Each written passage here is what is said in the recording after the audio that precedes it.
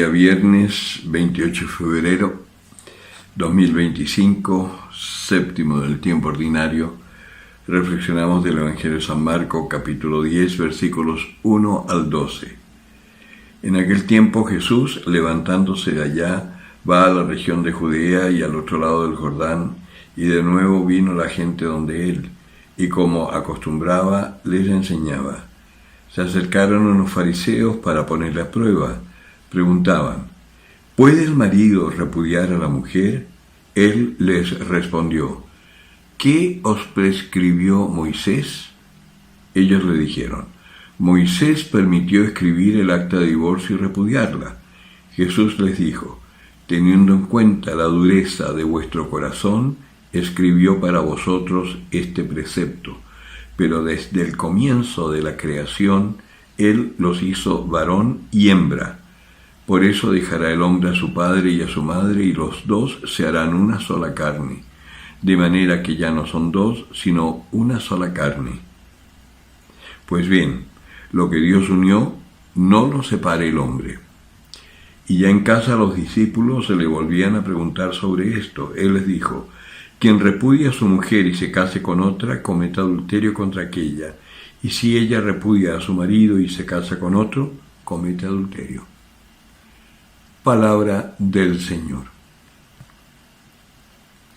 El Señor está hablando claramente, exponiendo la doctrina conforme a la voluntad de Dios y conforme a la revelación que han recibido desde los comienzos del pueblo de Israel, pero que con el paso de los años se había ido diluyendo un poco, digamos, el celo por mantener la tradición, y se habían ido contaminando con los distintos pueblos con los que convivían, para tener al final una especie de sincretismo religioso en donde primaban por sobre todo las normativas que ellos mismos habían creado.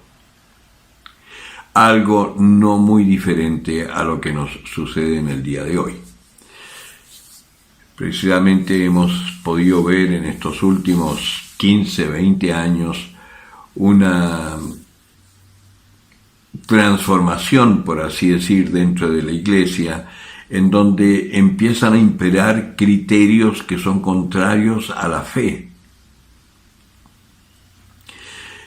Y ya no solo en caso de un divorcio, por ejemplo, que dentro de la Iglesia, con el discernimiento adecuado a través de los siglos, se vio que había ciertos matrimonios, por ejemplo, en donde el signo del sacramento propiamente tal, la gracia del sacramento propiamente tal, no se había dado, lo que significaba que no había un matrimonio realmente bendecido por Dios y por tanto era posible que fuese nulo. Y al certificarse la nulidad de ese sacramento, podía el hombre y la mujer volver a casarse por la Iglesia. Eso no era propiamente un divorcio como acá.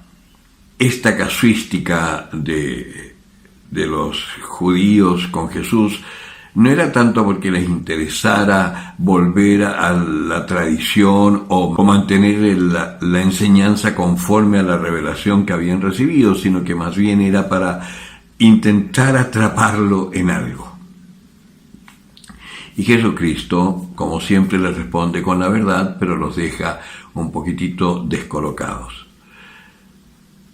En los tiempos que estamos viviendo, sobre todo en este último periodo con el Papa Francisco, hemos visto que todos estos grupos un poco pervertidos de la doctrina, que han estado bregando porque se impongan cosas que son absolutamente contrarias a la revelación, nos van marcando una pauta de lo que sucede hoy y de lo que tenemos que estar atentos para no confundirnos, porque probablemente, Dios no lo quiera todavía, pero si el Papa Francisco llega a fallecer,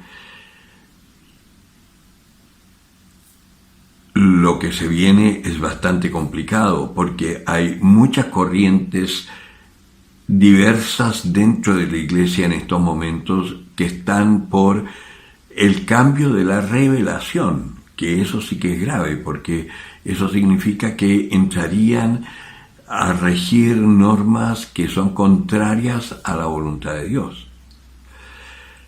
Por eso tenemos que estar atentos para no dejarnos llevar por las corrientes sin pensar antes que es de Dios y que no. Y en ese sentido no es extraño que Francisco haya convocado este año jubilar con el nombre de la esperanza, el jubileo de la esperanza. ¿Qué esperanza? De que el Espíritu Santo sople tan fuerte en su iglesia que no lleguemos a desviarnos del camino trazado por Dios. Tenemos que orar muchísimo por la cúpula general en Roma para que no triunfen jamás los enemigos de Cristo. El que tenga oídos para oír, que oiga.